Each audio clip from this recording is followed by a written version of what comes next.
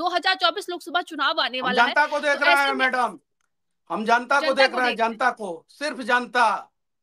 अरे सिंहासन हुँ, खाली करो, जनता आ रही है। सावन और भादो की बाढ़ में कोसी के क्षेत्र में चला जाए और पूस की रात में जो है चंपारण के गन्ने के खेत में चला जाए, और तब हुँ, पूछा जाए कि जब 2 बजे रात को जो है पंपी सेट स्टार्ट करता है किसान, तो उसको कितना दर्द होता है। मनीष कश्यप गलत था, मैं एक्सेप्ट करता हूं। मैं अपशब्द बोलता था वीडियो में, मैं एक्सेप्ट करता हूं। मेरे से गलतियां होगी, मैं एक्सेप्ट करता हूं। हुँ, आज देश के सारे न्यूज चैनल वालों को भी एक्सेप्ट करना पड़ेगा कि बिहार के करुण पुकार को जो है वो लोग नहीं सुन पाए। हुँ, बिहार के सत्ता के सिंहासन पे सब लोग बैठे हैं, मलाई सब लोग खाए हैं। अब मलाई जो है जनता खाएगा, जनता के हक का हुँ, रोटी जो है जनता को मिलना चाहिए। देखिए, सच्चाई से हम सभी को वाकिफ रहना चाहिए और सच बोलना हाँ, चाहिए। नीतीश कुमार हुँ, कभी पलटे ही नहीं है, ये सत्य अच्छा, है। तो हुँ, सरकार तेजस्वी यादव जी की हो, नीतीश कुमार जी की हो या नरेंद्र मोदी जी की हो, फर्क नहीं हुँ। पड़ता। अगर पब्लिक हित में काम नहीं होगा और कहीं भी समस्या दिखेगा तो सरकार के आंखों में आंखें डाल के हमें सवाल करना चाहिए। तो दूसरी सरकार जो बनी है, आप उससे खुश हैं? दूसरी सरकार 28 तारीख को बनी, शाम को हुँ, 6 बजे शायद से शपथ ग्रहण हुआ या 4 बजे शपथ ग्रहण हुआ। हुँ, 28 तारीख के 12 बजे के बाद यानी 29 तारीख को सुबह हुँ, 2 बजे, सुबह 2 बजे पटना की सड़कों पे मैं नई सरकार से सवाल किया हूं। देखिए, मैंने कहा था कि 180 दिन के अंदर बिहार की सरकार गिर जाएगी अगर बिहार सरकार ने मनीष कश्यप को गिरफ्तार किया तो। नमस्कार, आप देख रहे हैं भारत समाचार का डिजिटल प्लेटफ़ॉर्म और मैं हूँ आपके साथ नंदिनी यादव। आज हमारे साथ एक ऐसे शख्सियत मौजूद है, जिन्हें ना किसी परिचय की मोहताज हैं और अभी कहा जाए तो वो उनका विवादों से भी पुराना नाता रहा है। करीब वो 9 महीने जेल में बिता कर आए हैं और उन्होंने एक ऐसी भविष्यवाणी की, जिसकी चर्चा अब पूरे देश में हो रही है। जी हाँ, आज हमारे साथ मौजूद है मनीष कश्यप। मनीष कश्यप जी ने पहले जब वो जेल में जाने वाले थे, उन्होंने कहा कि वो जेल के बाहर आएँगे और इसके बाद देखा जाएगा 180 दिन के बाद बिहार की सरकार गिर जाएगी। लेकिन 180 दिन के पहले ही ये घटनाक्रम हो गया और जिससे अब उनकी चर्चाएँ और भी ज़्यादा तेज हो गई हैं। उन्हें एक भविष्यवाणी के रूप में देखा जा रहा है। बहुत-बहुत स्वागत है मनीष जी आपका भारत समाचार के डिजिटल प्लेटफ़ॉर्म पे। सबसे पहले तो मैं आपका यही प्रतिक्रिया जानना चाहूँगी, जिस तरीके से आपने बोला था कि 180 दिन के बाद देखिएगा बिहार की सरकार गिर जाएगी और उसके पहले ये चीज़ें होती हैं। किस तरीके से आप इसको देख रहे हैं? देखिए, मैंने कहा था कि 180 दिन के अंदर बिहार की सरकार गिर जाएगी अगर बिहार सरकार ने मनीष कश्यप को गिरफ्तार किया तो। और उसी हुँ, वीडियो में कहा था मैं कि मेरा कसूर बताइए कि मेरा कसूर क्या है। मैंने बिहार के मजदूरों के लिए आवाज उठाया है, तो बिहार के मजदूरों के हुँ, लिए आवाज उठाना क्या गुनाह है? और उसके पहले मैंने 6 महीना पहले मैंने भविष्यवाणी किया था कि बिहार में एक पुल है, हुँ, 1750 करोड़ का बन रहा है। इस पुल को हुँ, अगर आप लोगों ने सही से नहीं बनाया तो ये पुल 1 साल के अंदर गिरेगा, और वो पुल भी 11 महीना के अंदर गिर गया।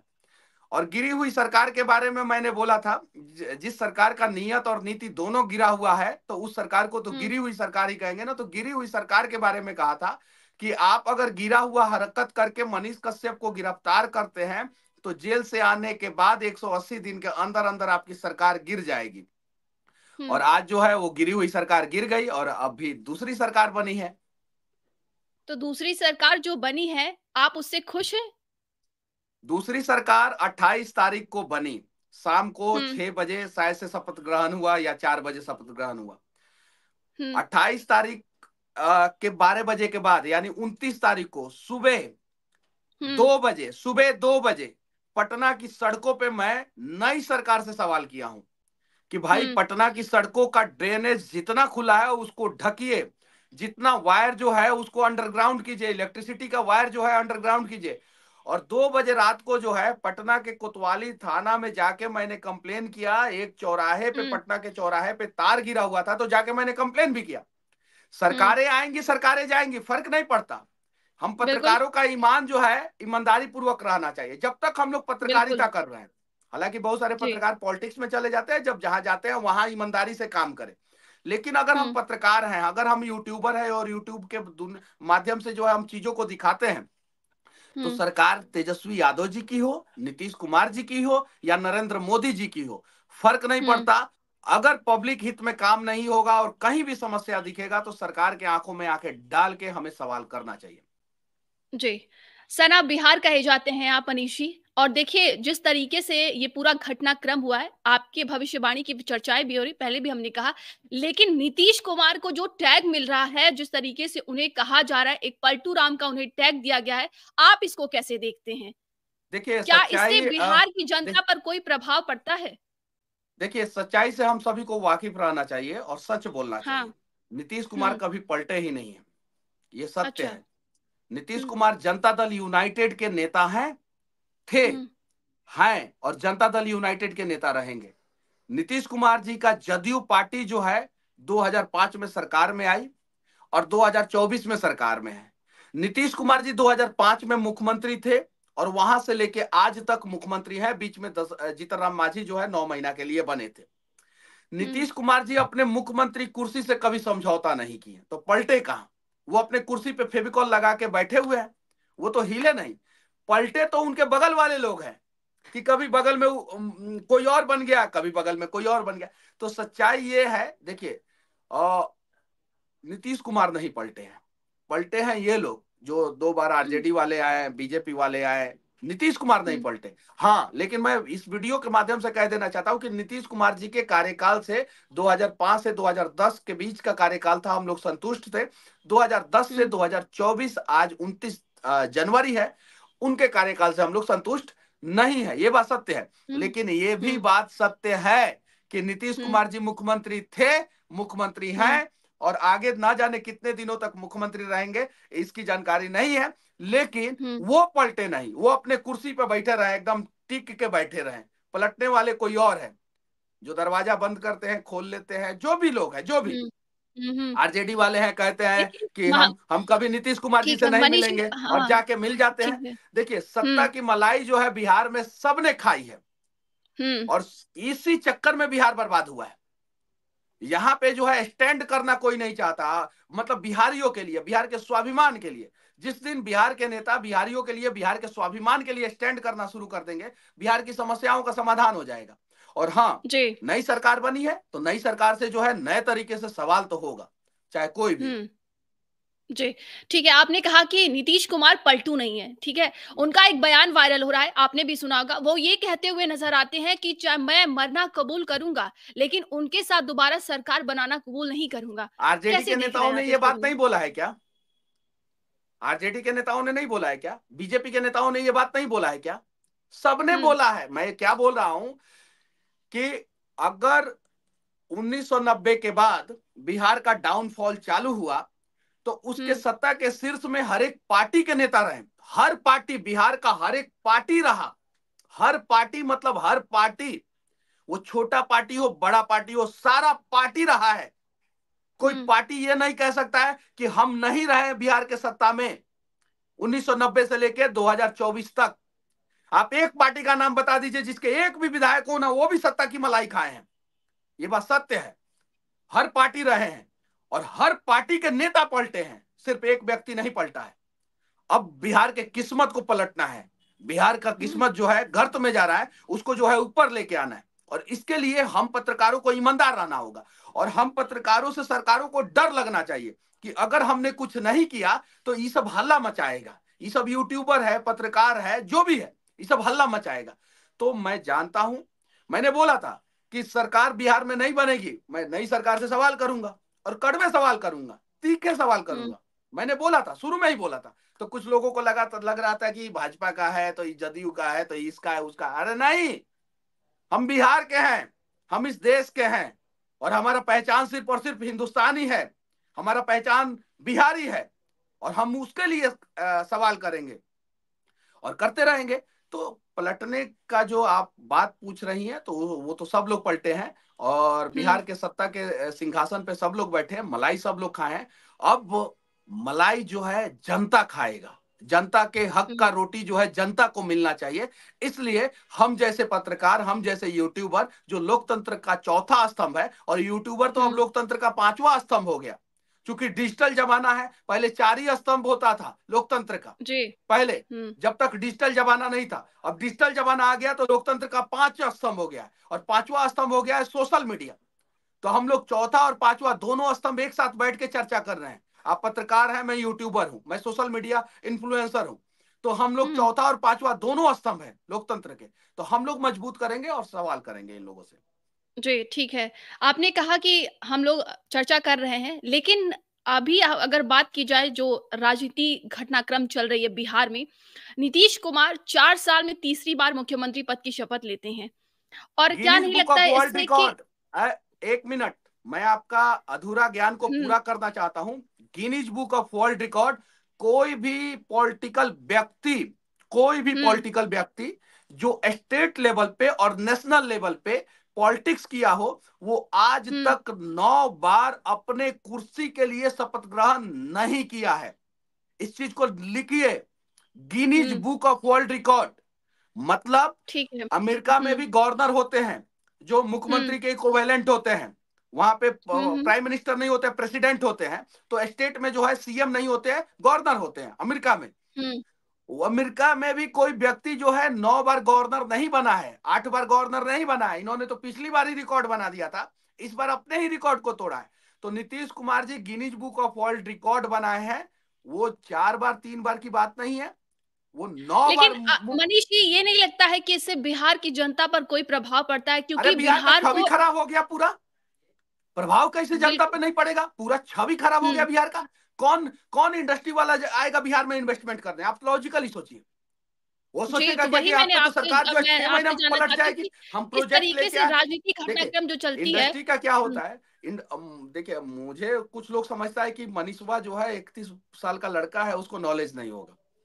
मुझे अ, जितना नॉलेज होना चाहिए उतना तो नहीं है, लेकिन थोड़ा बहुत नॉलेज जरूर है। आप हुँ, बताइए, हुँ, कोई भी इंडस्ट्री जब इन्वेस्टमेंट करता है तो सरकार से सेटिंग करता है। किसी भी प्रकार का सेटिंग हो, पॉजिटिव सेटिंग हो, निगेटिव सेटिंग हो, उसको जब डर रहेगा कि 6 महीना में सरकार पलट जाएगा, साल भर में सरकार पलट जाएगा, कैसे आके वो इन्वेस्टमेंट करेगा? अब जी। बताइए। तो बिहार के भविष्य के चक्का को जो है ये लोग रिवर्स गियर में लेके जा रहे हैं बार बार। अरे पहले आप तय कीजिए, आप अपना ईमान को तय कीजिए, आप अपने कर्मों को तय कीजिए, और बिहारी के प्रति जो है आपका स्वाभिमान क्या है उसको तय कीजिए। ये हुँ, बार बार पलटना और ये सही नहीं है। कसम खाना, मर जाएंगे, मिट जाएंगे, सूली पे चढ़ जाएंगे, लेकिन अब नहीं पलटेंगे, अब नहीं मिलेंगे, अब नहीं जाएंगे, ये सारी चीजें गलत है। लेकिन चलिए, ये भूत का मगध, हुँ। वर्तमान का बर्बाद बिहार है। तो गुरु अगर गोविंद बात की जाए भविष्य अच्छा दिख रहा है, बिहार का भविष्य अच्छा दिख रहा है अब? अब देखिए, बिहार का भविष्य, जिस दिन बिहार के सारे पत्रकार जो नेशनल न्यूज चैनलों में बैठे हैं दिल्ली में, वो अपने हुँ, हिस्से की सिर्फ और सिर्फ 10-10% लड़ाई बिहार के लिए लड़ना शुरू कर देंगे, बिहार का भविष्य जो है उज्जवल हो जाएगा। जो लोग मुझे मंदबुद्धि कहते हैं, जो मुझे कहते हैं कि मनीष कश्यप जो है एग्रेसिव बोलता है, जो लोग बोलते हैं कि मनीष कश्यप जो है गलत शब्दों का चयन करता है, तो जो लोग समझदार हैं, जो लोग अच्छे हैं, जो लोग बड़े पदों पे हैं, वो बिहारियों के दर्द को क्यों नहीं देख रहे हैं? बिहारियों के लिए उनके आंखों में आंसू क्यों नहीं आता है? बिहार में अगर कुछ गलत होता है तो उसको बढ़ा चढ़ा के दिखाते हैं, लेकिन उस गलती को सुधारवाने का प्रयास क्यों नहीं करते? हम लोग भी गलती को दिखाते हैं। सड़कों में खड्डा है, हॉस्पिटल में व्यवस्था नहीं है, शिक्षा व्यवस्था नहीं है, लेकिन हम लोग दिखाने के साथ साथ ये भी प्रयास करते हैं कि उसमें सुधार हो। तो बिहार का भविष्य उज्जवल तब होगा जब आपके जैसे नंदिनी यादव जी, आपके जैसे पत्रकार, मनीष कश्यप हुँ, जैसा यूट्यूबर, और बड़े चैनलों में बैठे पत्रकार, बड़े बड़े आईएएस आईपीएस, बड़े बड़े नेता, सारे लोग ईमानदार होंगे और बिहार के प्रति अपने कर्तव्यों को समझेंगे, तब जाके बिहार का विकास होगा। आज मनीष कश्यप कैसे भी करके, गलत बोल के, हुँ, सही बोल के, जेल जाके, जेल से बाहर आके, सरकार से लड़के, भविष्यवाणी करके, जैसे भी करके, आज चैनलों पे बैठ के ये नहीं कहता है कि मेरे खपड़ा का घर है, मेरा घर बनवा दो। नहीं कहता है। मैं कहता हूं कि बिहार है हमारा, हमारा बिहार बना दो। मैं अपने लिए नहीं लड़ता हूं। मैं जेल गया, मेरे ऊपर मुकदमा हुआ, मदुरई में, चेन्नई में, हाई कोर्ट में, सुप्रीम कोर्ट में, मैं लड़ते लड़ते बहुत ज्यादा कर्ज में चला गया। हुँ, लेकिन मैंने अपने माँ का खाता कभी भी सोशल मीडिया पे नहीं डाला। अगर मैं अपने माँ का खाता सोशल मीडिया पे डाल देता तो लोग 10 करोड़ रुपया कम से कम डाल देते। मैं अपने लिए कभी कुछ नहीं मांगा लोगों से। मैं आप सभी से मांग रहा हूं कि हम बिहारियों का झोली भर दो यार। हम बहुत दर्द में हैं, हम करा रहे हैं। हमें उम्मीद है किसी फरिश्ते का, हमें उम्मीद है किसी शहंशाह का, हमें उम्मीद है किसी रॉबिनहुड का, हमें उम्मीद है किसी नेता का। अरे आओ, और मेरा मत भरना, मेरा मतलब मनीष कश्यप का मत भरना, लेकिन हम बिहारियों का झोली तो भर दो। हम बाढ़ से करा रहे हैं, हम शिक्षा व्यवस्था से करा रहे हैं, हम जो है रोजगार के लिए करा रहे हैं, हम जो है अस्पताल के लिए करा रहे हैं। हमारी कम से कम करुण भावना तो कोई समझे, कोई सुने तो सही, कोई तो सुन ले, कोई तो हमारा हाथ पकड़े, कोई तो कहे कि बिहार भी जो है भारत का एक अभिन्न हिस्सा है और बिहार के लोगों का भी स्वाभिमान है। हमारे स्वाभिमान पे बार बार ठेस पहुंचाया जाता है, बार बार बिहारियों को, बिहार के मजदूरों को जो है अपमानित किया जाता है। अभी फिर एक राज्य में जो है बिहार के ऑटो ड्राइवरों के बारे में कुछ बोला गया है। मैं कैसे बोल दूं, मैं वहां का नाम रख दूंगा, मेरे ऊपर एफआईआर हो जाएगा। तो ये सारी चीजें हैं बस। अब ये लड़ाई जो है स्वाभिमान की है, अब ये लड़ाई जो है माझी का प्रहार का है, अब ये लड़ाई जो है गुरु गोविंद सिंह के तेज का है, अब ये लड़ाई जो है माँ गंगा का वो धार का है, अब ये लड़ाई जो है नया बिहार का है।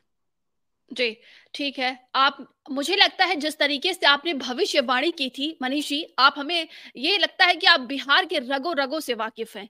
और अगर आप ये कह रहे हैं कि हमें एक ऐसे शहंशाह की ज़रूरत है, तो वो कौन लगता है? कौन नज़र आता है आपको? आप हो सकती हैं, क्यों नहीं हो सकती हैं? आप हुँ, चैनल पे बैठी हुई हैं, भारत समाचार इतना बड़ा चैनल है, यूट्यूब पे भी बहुत जी, सारे बिल्कुल, सब्सक्राइबर है, 2 मिलियन से ऊपर सब्सक्राइबर है, चैनल का बिल्कुल। टीआरपी अच्छा खासा है। उठाइए बिहार की आवाज, किसने रोका है? बिल्कुल, हम आवाज़ उठाते हैं मनीष जी, ऐसी बात नहीं है। आइए लेकिन मैं जमीन पे, अगर भारत एक समाचार के, राजनीति राज भारत समाचार के रिपोर्टर आए। हुँ, नेताओं के मुंह में माइक नहीं, यहाँ के कोसी क्षेत्र के सीमा क्षेत्र में जाए, अब बाढ़ में डूब रहा व्यक्ति से सवाल पूछे, चंपारण में गन्ना पूछा किसान जाता में है मनीष जी, वो भी सुनिए, मैं जो सवाल बोल, पूछे जाते देखिए, हैं। हुँ, मैं कड़वा सवाल, मैं किसी को अपमानित नहीं करता हूं, जी। मैं अपना दर्द बता रहा हूं, मैं अपनी हुँ, हुँ, समस्या बता रहा हूं, और मैं उसका समाधान आप लोगों से ढूंढवाने का प्रयास कर रहा हूं। जी। पूस की रात में सेटअप लगाइए, चंपारण के किसी गन्ने के खेत में लगाते हैं ना आप लोग, अयोध्या में बड़ा बड़ा बिल्कुल सेटअप लगाते लगाए हैं, थे, दिल्ली में लगाए थे, बिल्कुल लगाते हैं पॉलिटिकल मनीष जी। सेटअप हुँ, होता है, पॉलिटिकल लोगों को बुलाते हैं, सेलिब्रिटी को बुलाते हैं। पूस की रात, पढ़िए ना किताब हुँ, प्रेमचंद्र का, पूस की जी। रात में जो है ना, चंपारण के किसी गन्ने के खेत में जो है सेटअप लगाइए आप लोग। हुँ, जब भादों का बाढ़ आए ना, तो कोसी के किसी गांव में सेटअप लगाइए आप लोग, फिर उस हुँ, दर्द का एहसास करेंगे आप लोग।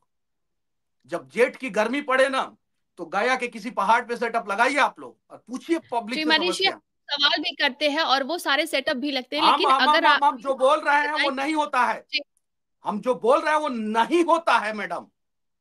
हुँ, एक्सेप्ट कीजिए इस चीज को। मनीष कश्यप गलत था, मैं एक्सेप्ट करता हूं। मैं अपशब्द बोलता था वीडियो में, मैं एक्सेप्ट करता हूं। मेरे से गलतियां होगी, मैं एक्सेप्ट करता हूं। हुँ, आज देश के सारे न्यूज चैनल वालों को भी एक्सेप्ट करना पड़ेगा कि बिहार के करुण पुकार को जो है वो लोग नहीं सुन पाए, नहीं सुन पाए, ये सच्चाई है। छोड़ दीजिए मनीष कश्यप को, भूल जाइए। हुँ, हम अपना काट लेंगे, जेल फेल जो जाना है आना है हम अपना कर लेंगे। आइए ना जेठ की गर्मी में गया के पहाड़ पे, आइए रोहतास के किला पे जेठ की गर्मी में लगाया जाए और पब्लिक से सवाल पूछा जाए, नेता एक भी नहीं दिखने चाहिए वहां पे। बिल्कुल आइए भादो, पूछेंगे मनीष जी, सावन बिल्कुल सावन और पूछेंगे भादो और की बाढ़ में आएँगे, जो है, अगर आप सावन ऐसा और कह रहे हैं तो बिल्कुल आएँगे और बिल्कुल पूछेंगे। सावन आप और ये भादो की मैं बाढ़ में, सावन और भादो की बाढ़ में कोसी के क्षेत्र में चला जाए, और पूस की रात में जो है चंपारण के गन्ने के खेत में चला जाए, और तब हुँ, पूछा जाए कि जब 2 बजे रात को जो है पंपी सेट स्टार्ट करता है किसान, तो उसको कितना दर्द होता है। गया में जब पहाड़ पे जब एक व्यक्ति चलता है, पहाड़ी क्षेत्र में चलता है और उसको पानी नहीं मिलता है, प्यास से वो कराहता है, गर्मी में, जेठ की गर्मी में, तो कितना दर्द होता है। और कोसी में जब किसी बाप के सामने उसका पूरा परिवार डूब जाता है आंखों के सामने, और वो अपने पूरे परिवार को नहीं बचाता है, तो कितना दर्द होता है। इस दर्द को समझिए, इस दर्द को दिखाइए। स्टूडियो में बैठ के हम लोग कुछ नहीं कर सकते हैं, एयर कंडीशन कमरों में जो है ना किसानों के लिए फैसला होता है। सच्चाई है कि वो धरातल पे नहीं होता है, हेलीकॉप्टर से जो है बाढ़ में सर्वे होता है। सच्चाई है जमीन पे कोई नहीं आता है। और ठीक है, लेकिन पूस जनता की जनता रात जब में नेता को हेबल्स चुनती का, है मनीष जी, पूस की रात तो में हेबल्स का ठीक है। हीटर जला के, वो जो ऑयल हीटर आता है ना, वो हीटर जला के जो है ना, और कमरे में बैठ के जो है ना, और फैसला होता है, और यूरिया जो है किसानों के खेतों तक नहीं पहुंच पाता है।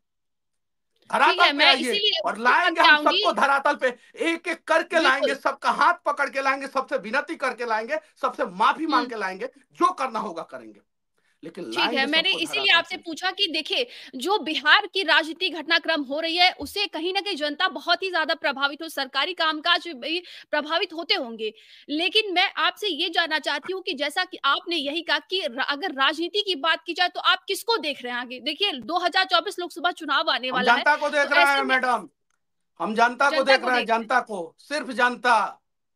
अरे सिंहासन हुँ, खाली करो, जनता आ रही है, और खाली करना पड़ेगा, इन लोगों को खाली करना पड़ेगा। किसी महापुरुष ने कहा था, कमेंट में लोग हुँ, बता देंगे, और आपको भी पता है किस महापुरुष ने कहा था। तो इनको खाली करना पड़ेगा। अब जनता की सरकार जो है जनता के लिए और जनता के द्वारा चुनी जाएगी। अब जो है जनता के द्वारा जो है नेताओं और नेताओं के बच्चों की सरकार नहीं चुनी जाएगी, ये वादा करता हूं मैं। और बिहार जो है वो करवट ले रहा है। ये धरती है हुँ। जयप्रकाश की, जिसने दुनिया का सबसे बड़ा जो है युवा क्रांति कर दिया। ये धरती है गुरु गोविंद सिंह की, जिन्होंने एक को जो है 1.25 लाख से लड़ना सिखा दिया। ये धरती है माझी के प्रहार की, जिन्होंने पहाड़ को भी तोड़ना हमें बता दिया। ये धरती है गौतम बुद्ध की, जिन्होंने युद्ध से पहले हमें शांति सिखा दिया। ये धरती है नालंदा की, जिसने दुनिया को ज्ञान का पाठ पढ़ा दिया। और ये धरती है गांधी के कर्मों की, जिसने एक दुबले पतले व्यक्ति को महात्मा बना दिया। ये धरती है उस मां सीता की, जो जीवन भर संघर्ष करती रही। ये धरती है उस लौ कुश की, जिसने राम का रथ को, राम के अश्वमेघ के घोड़ा को रोक दिया। तो ये बिहारी मनीष कश्यप वादा करता है कि ये धरती जो है अपने इतिहास से कुछ सीखेगा, और वर्तमान में कुछ अच्छा करके भविष्य का निर्माण जरूर करेगा। जी, ठीक है। मनीष जी, मैं आपसे ये जानना चाहूँगी, अब कि जो 9 महीने आपने जेल में बिताए, इसके बाद आप बाहर आते हैं। परिवार आपका देखा गया कि बहुत ही ज़्यादा स्ट्रगल करता है इस बीच, और आप भी बहुत ही ज़्यादा स्ट्रगल किए। वो कैसा रहा और अभी आप कैसे देख रहे हैं, और आगे की क्या कुछ रणनीति है आपकी? आप लोग नहीं ना पूछ पाए मेरे माँ के आंखों का आंसू, मैं पूछूंगा हर एक माँ के आंखों का आंसू। मेरी गलती थी, मुझे सजा मिलनी चाहिए थी। अगर सरकार को लगा मेरी माँ के आंखों हुँ, का आंसू क्यों निकला, मेरा भाई का नौकरी क्यों छूट गया, मेरे घर का कुर्की क्यों हो गया, मेरे ऑफिस पे ताला क्यों पड़ गया, मेरे भाड़े का फ्लैट को सीज क्यों कर दिया गया, मेरे नोएडा के फ्लैट को खाली क्यों करा दिया गया, मेरे ऑफिस के स्टाफ पे एफआईआर क्यों कर दिया गया। ये सारी चीजें हैं। तो क्यों आज लगता उससे है, कोई क्यों फर्क, ऐसा किया गया मनीष जी? मैं आपसे जानना चाहती हूँ। मेरा दर्द दिखा के कोई फायदा नहीं है मैडम। हुँ, मेरे से ज्यादा दर्द में जो है हमारे बिहारी करा रहे हैं। हमारा क्या है, हम तो लड़ने भिड़ने वाले लोग हैं, लड़ जाएंगे। हम अपने लिए बहुत कुछ कर सकते हैं। आज जो है मनीष कश्यप का चर्चा मत कीजिए लोग। आज उस सीमांचल के क्षेत्र में पैदा होने वाला उस बच्चे का चर्चा कीजिए, जो पैदा होने से पहले संघर्ष करता है। क्यों? क्योंकि माँ के पेट से, माँ के कोख से निकलने में भी उसे संघर्ष करना पड़ता है, क्योंकि अस्पताल नहीं मिलता है। उस सीमांचल क्षेत्र के बच्चे के लिए चर्चा कीजिए। आज जो है वो भागलपुर के युवाओं के लिए चर्चा कीजिए, जिनका तिलका मांझी के नाम पे यूनिवर्सिटी तो बन गया, लेकिन उनका भविष्य जो है अंधकार में आज भी है। आज वो गोपालगंज के दियारा क्षेत्र में रहने वाले लोगों की चर्चा कीजिए, जो हुँ, बेचारे जो है बाढ़ में चारों तरफ से घिर जाते हैं। तो आज उन ठीक लोगों है। की चर्चा होनी चाहिए, मनीष कश्यप की चर्चा नहीं होनी चाहिए। उन पे चर्चा किया जाए, बिहारियों के दर्द पे चर्चा किया जाए। मनीष कश्यप का दर्द दिखाने के लिए मनीष कश्यप काफी है। ठीक है। मनीष जी, मैं आपसे ये अब आगे जानना चाहती हूँ, आप एक यूट्यूबर हैं और बहुत सारे युवा हैं जो यूट्यूबर भी हैं, लेकिन हमारे जो अब नए युवा आ रहे हैं एज़ अ यूट्यूबर, उनके लिए आप क्या कुछ कहना चाहेंगे? क्या कुछ संदेश गलत देना चाहेंगे? गलतियां सबसे होती है, मेरे हुँ, से भी हुई है, आप लोगों से भी हो रही होगी, लेकिन उस गलतियों को सुधार के जो है हम लोग आगे बढ़ने का प्रयास करें। यूट्यूब एक हुँ, बहुत बड़ा ताकत दिया है हम लोगों को, उस ताकत को समझें। एक पत्रकार अटल बिहारी वाजपेयी हुँ, सरकार गिरा देते हैं, 3 बार सरकार बना लेते हैं, जब उनके का गला दबाने का प्रयास सरकार ने किया था। और ये मैं नहीं कह रहा हूं, इस देश का 3 बार रह चुके प्रधानमंत्री ने अपने बायोग्राफी में लिखा था, अटल बिहारी वाजपेयी ने। वो पत्रकार थे, आज एक और ताकतवर दुनिया आया है, जो सोशल मीडिया का दुनिया है। उस ताकत को समझा जाए, अपनी गलतियों से सीखा जाए। मैंने भी गलतियां की है, मैं उन गलतियों से सीखा हूं, और हमें हम्म। आगे बढ़ना है। और उम्मीद है कि यूट्यूबर जितने भी लोग हैं वो ऐसा कुछ करें ताकि लोग जो है हमें सम्मान की नजर से देखें, सम्मान की नजर से। और लोग कहे कि एक यूट्यूबर ने जब टिकटॉक के खिलाफ आंदोलन छेड़ा था, कैरी मिनाटी जी से मैं सहमत नहीं हूं, उनका विचारधारा अलग है, हम्म। मेरा विचारधारा अलग है। लेकिन एक यूट्यूबर जब कैरी मिनाटी जब छेड़ा था युद्ध, तो टिकटॉक को भारत से भगा के जो है चाइना में पहुंचा दिया, मैंने करा हम्म। दिया यूट्यूबर। और एक यूट्यूबर मनीषवा जब बिहार के गांव से युद्ध छेड़ा था तो सरकार को गिरा दिया। तो ये इज्जत हम लोगों को मिलना चाहिए, लेकिन इस इज्जत के लिए हम यूट्यूबर को भी जो है अच्छे ढंग से हम्म। काम करना होगा। जितने भी नए यूट्यूबर है, आप यूट्यूब की दुनिया को समझिए, आप सोशल मीडिया की दुनिया को समझिए। बहुत बड़ा दुनिया है ये, इसमें संभल के चलिए, अच्छे ढंग से चलिए, हम्म। और अपना भविष्य भी इसमें बना सकते हैं। और अगर यूट्यूब की दुनिया में आप अपना भविष्य बनाते हैं तो ये कोई अपराध नहीं है।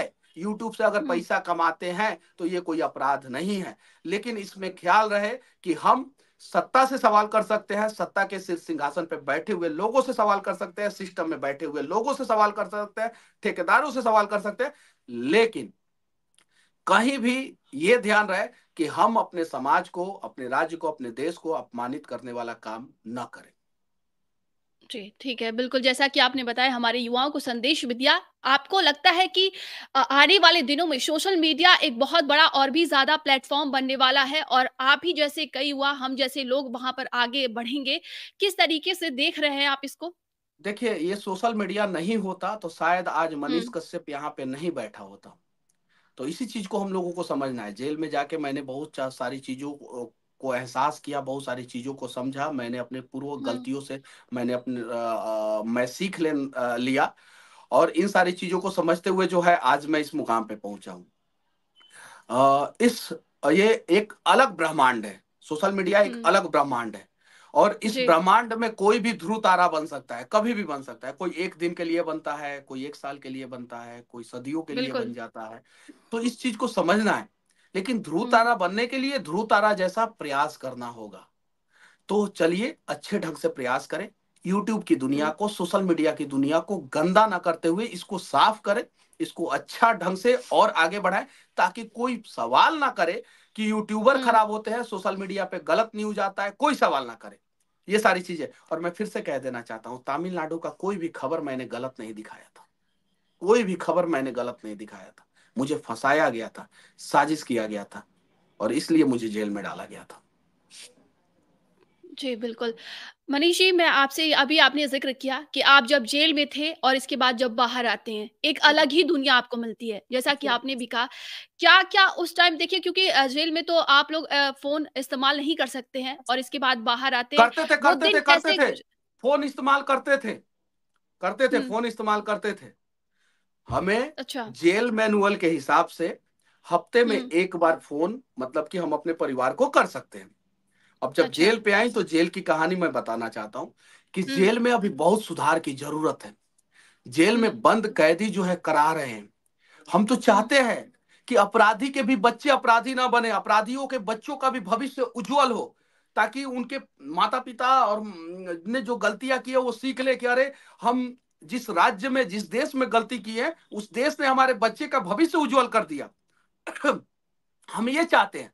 तो जेल में बंद पहले तो 90% लोगों को सजा नहीं होता है, 2% कन्विक्शन रेट है पूरे देश में, तो यानी 98% लोगों को सजा नहीं होता है। तो हुँ। 98% निर्दोष लोग बंद है, यानी कहने का मतलब ये हुआ। तो कम से कम जेल में कुछ सुविधाएं बढ़ाई जाए, जेल में कंप्यूटर की व्यवस्था दी जाए, जेल में लैपटॉप हुँ। की व्यवस्था दी जाए, जेल में मोबाइल फोन की व्यवस्था दी जाए, और उसका उसको मॉनिटरिंग किया जाए कि अगर फोन किसी को दिए हैं, सीरियस क्रिमिनल को मत दिया जाए। जैसे नीरव मोदी को जो है मिला हुआ है फोन, लंदन में जेल हुँ। में बंद है। और विदेशों में बहुत सारे जेलों में जब आप छोटे मोटे केस में जाते हैं तो आपको फोन दिया जाता है, लैपटॉप दिया जाता है। अब भारत में भी छोटे मोटे केस में अगर कोई जेल जा रहा है तो उसको हुँ। लैपटॉप और मोबाइल फोन दिया जाए, खाना सही दिया जाए, और रहने का व्यवस्था सही दिया जाए। अगर रहने का व्यवस्था जेल में सही नहीं देते हैं तो छोटे मोटे क्राइम में जाए गए हुए लोग जो है बड़े अपराधियों के संगत में आ जाते हैं। अगर उनको मोबाइल फोन और लैपटॉप और कुछ व्यस्त होने का साधन नहीं देंगे ताकि वो व्यस्त रहें, तो जेल में जाके हम्म जो है आपराधिक घटनाओं के लिए जो है साजिश करते हैं, सोचते हैं कि यहाँ पे आपराधिक घटना करेंगे, यहाँ पे करेंगे।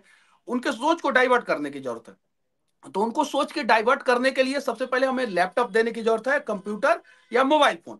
अगर हम मोबाइल फोन दे देंगे और उस मोबाइल फोन में 5 नंबर अलाउ करेंगे, सिर्फ 5 नंबर, हम्म छठा नंबर नहीं, हम्म छठे नंबर पे आप फोन हम्म नहीं कर सकते, सिर्फ 5 नंबर अलाउ करेंगे। और 5 नंबर उनके परिवार का रहेगा, उनके वकील का रहेगा, उनके अपने लोगों का रहेगा। तो वो 5 नंबर से क्या करेंगे, जब जेल में बंद रहेंगे तो सिर्फ अपने परिवार से बात करेंगे। और कोई भी हम्म अपराधी अगर जेल में बंद है, वो अपने परिवार से बात करे, परिवार के साथ व्यस्त रहे, तो वो जेल में बंद होकर आपराधिक घटनाओं के बारे में नहीं सोचेगा, आपराधिक घटनाओं के लिए जो है कोई साजिश नहीं करेगा। तो हमारे जितने भी अपराधी हैं वो धीरे धीरे सही रास्ते पे आएंगे, धीरे धीरे। हम्म इस चीज को डीपली समझने की जरूरत है, बहुत सारे देशों ने इस चीज को समझा है।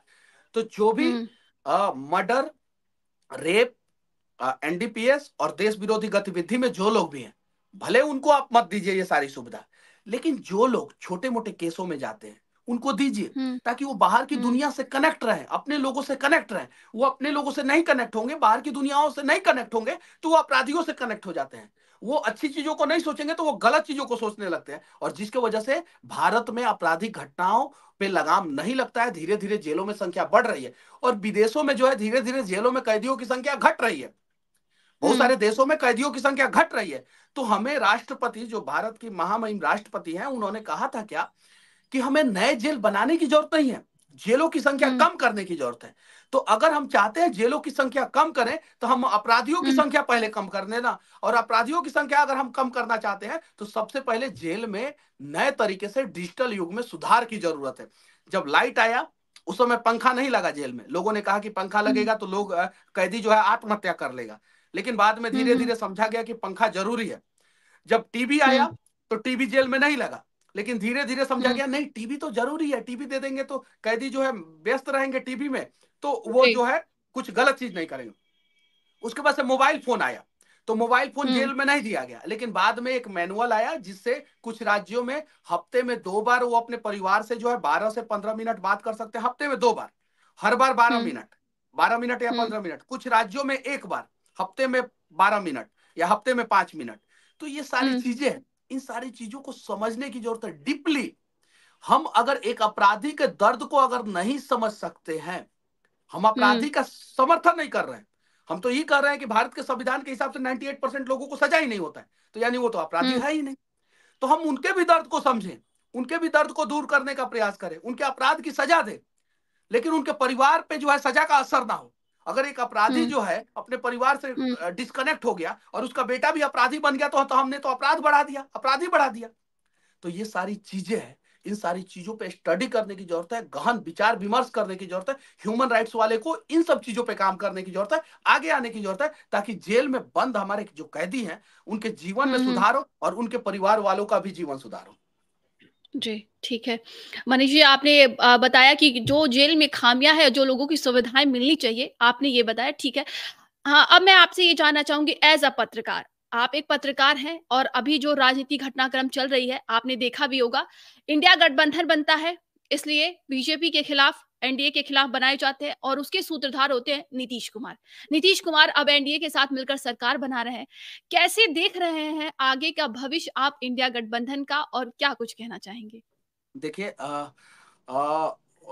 इंडिया गठबंधन में INDIA सब गायब हो गया, हुँ, सिर्फ डॉट, हुँ, आई डॉट के बाद IN के बाद डॉट।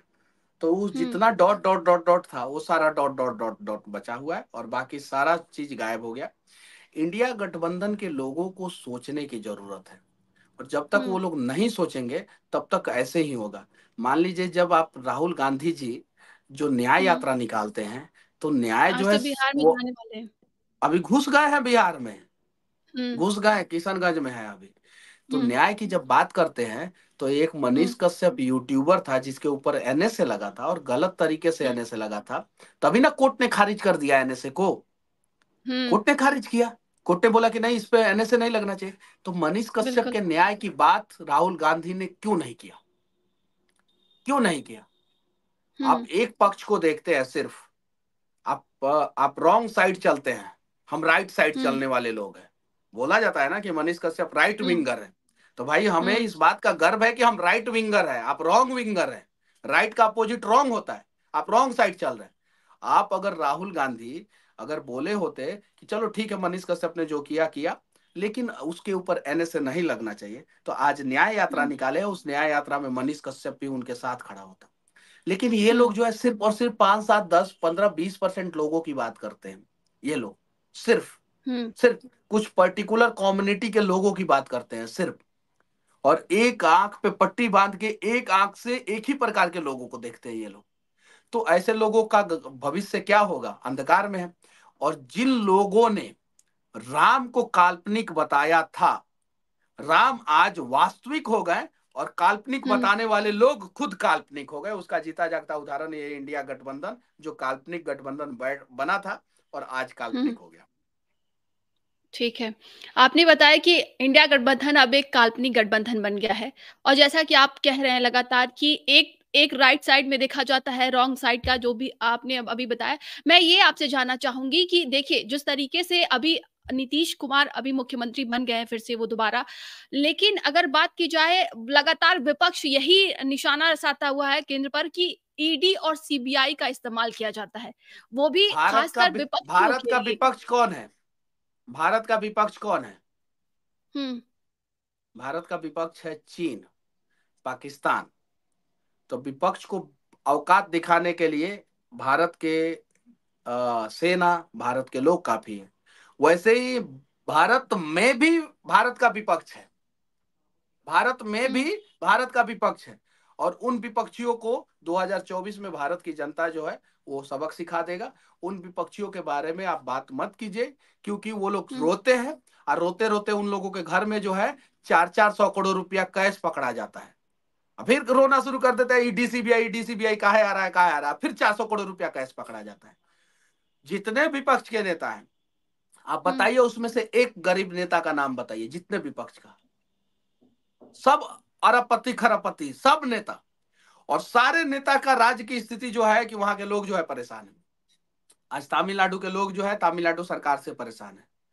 जो समृद्ध बंगाल हुआ करता था, जहां पे बंगाली मतलब ये तो बहुत हाईली एजुकेटेड होगा, ये सिंगर होगा, ये आर्टिस्ट होगा, ये म्यूजिशियन होगा, ये डांसर होगा, ये एक्टर होगा बंगाली। आज उस बंगाल की स्थिति ममता बनर्जी ने क्या कर दिया है, और रोते रहती है हुँ। कि हम 1 रुपया सैलरी लेते हैं, हम कुछ नहीं करते अपने लिए, और अपने भतीजा को प्रमोट कर रही है।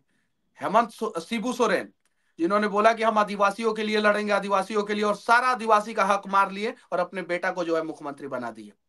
झारखंड, बिहार में स्थिति आप देखिए, जो लोग दलितों हुँ। और ओबीसी पिछड़ा की बात करते थे, वही दलित ओबीसी और पिछड़ा का हक मार के जो है अपने ही बेटा को प्रमोट कर दिया। पहले अपनी बीबी को प्रमोट किया, फिर अपने बेटा को।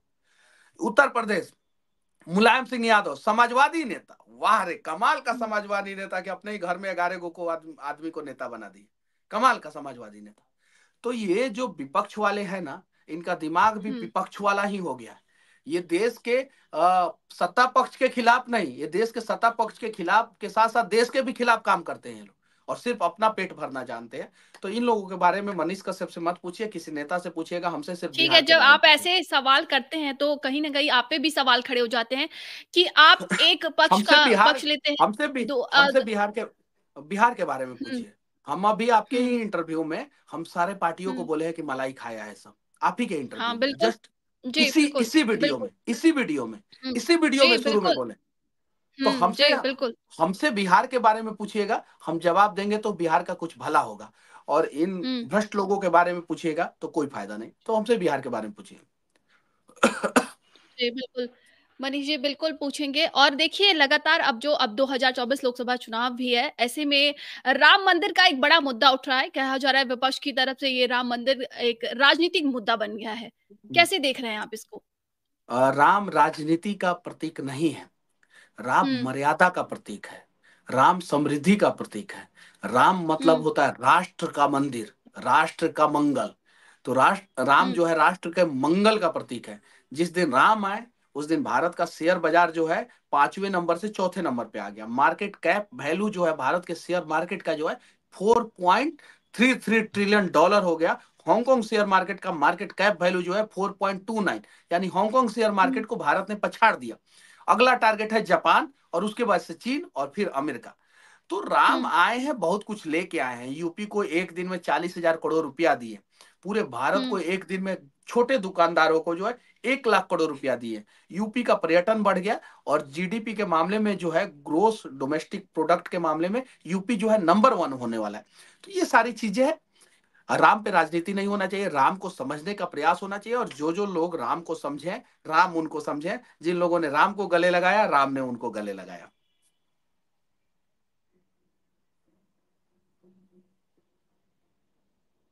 लगाया। 2024 लोकसभा चुनाव की अगर बात की जाए तो कैसे देख रहे हैं आप इसको?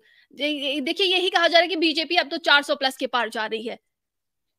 देखिए, बीजेपी 400 प्लस पार तो मैं भविष्यवाणी नहीं कर सकता हूँ, 300 प्लस फिक्स आप है। भविष्यवाणी करते हैं मनीष जी? 300 प्लस फिक्स है, 300 से 300 मैक्सिमम। देखिए, अभी परिदृश्य जो है हमेशा चेंज होता है। अभी बजट सत्र होने वाला है, जो बजट जी, सत्र 9 बिल्कुल। फरवरी से चालू होने वाला है, वो बजट हुँ, सत्र भी बहुत कुछ डिसाइड करेगा। वर्तमान स्थिति जो राम मंदिर के वजह से जो स्थिति हुआ है, वो 300 से हुँ, 325 का स्थिति है अभी बिहार थी पूरे देश का। बीजेपी के लिए, एनडीए गठबंधन के लिए, सॉरी एनडीए गठबंधन के लिए हुँ, नीतीश जी हुँ, आए हैं, 10 सीटें और प्लस कर लीजिए, मतलब कि 310 से जो है 335 कर लीजिए। अब हुँ, इंपॉर्टेंट फैक्टर यहाँ पे होगा बजट सत्र। बजट हुँ, सत्र के बाद जो है, हम लोग अगर बताएंगे कि 400 जाएगा कि 350 जाएगा, तो वो एग्जैक्ट हुँ, होगा। क्योंकि जो प्री इलेक्शन जो बजट होता है, जो हुँ, मतलब कि लोकसभा चुनाव से पहले का जो बजट होता है, वो वोट बैंक पे बहुत असर डालता है।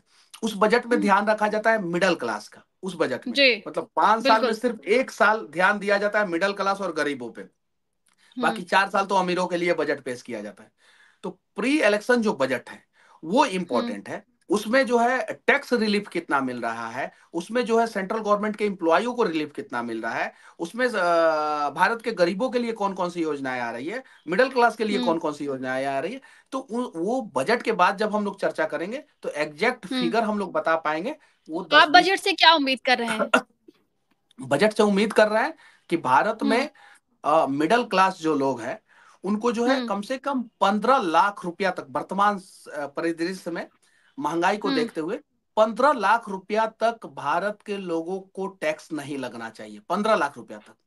और हुँ, हुँ, 15 से 30 लाख पे 10% हुँ, टैक्स लगना चाहिए।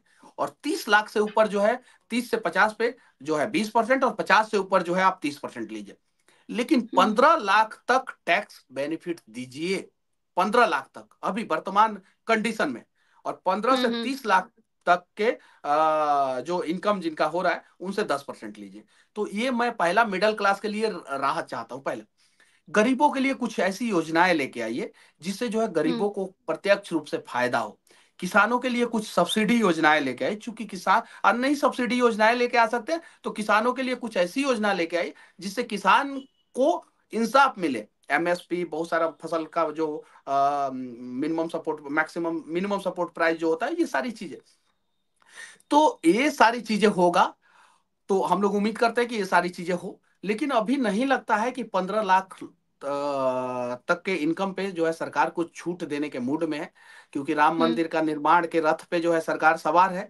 तो इस बार ज्यादा हुँ, कुछ बेनिफिट नहीं होने वाला है मिडिल क्लास को। हुँ, लेकिन मैं चाहूंगा कि 15 लाख तक का छूट सरकार दे, ताकि मिडिल क्लास को कुछ नहीं, बहुत कुछ राहत मिले। और जो गरीब लोग ज्यादातर प्रोडक्ट को कंज्यूम करते हैं, जैसे हुँ, साबुन, सरफ, तेल, कॉपी किताब, बच्चों को पढ़ाने के लिए कपड़े, जो गरीब लोग यूज करते हैं, और जो कपड़े जो है 2000 से नीचे के हैं, उन कपड़ों पे जो है 5% जीएसटी कर दीजिए। उस पे 12 है, 18 है, कहीं कहीं 28 है। 28 तो कपड़ों पे नहीं है, 28 गाड़ियों पे है। तो उस पे जो है हुँ, 5% जीएसटी कर दीजिए। उससे जो है गरीबों को बहुत राहत मिलेगा। जो मोबाइल जो है 20,000 से कम का है, उस पे जो है जीएसटी कम कर दीजिए। तो ये सारी चीजें, ये हम लोग चाहते हैं। सरकार हर बात को थोड़ी मानती है। सरकार तो देखती है कि भारत का खजाना भी खाली नहीं होना चाहिए। इस चीज को भी सरकार को ध्यान रखना है। सरकार जो है हुँ, दोधारी तलवार पे चलती है। अगर सरकार ने सारा निर्णय जो है पब्लिक के हित में कर दिया, तो वहां पे खजाना खाली हो जाएगा। जब खजाना खाली होगा, तो हम ही लोग चिल्लाएंगे, खाली कर दिए, खाली कर दिए, खाली कर दिए। और सरकार जो है हुँ, सिर्फ खजाना भरना शुरू कर दी, तो पब्लिक नाराज हो जाएगा, फिर हम चिल्लाएंगे कि हमारे लिए कुछ नहीं किया। तो सरकार जो है दोधारी तलवार पे चलती है।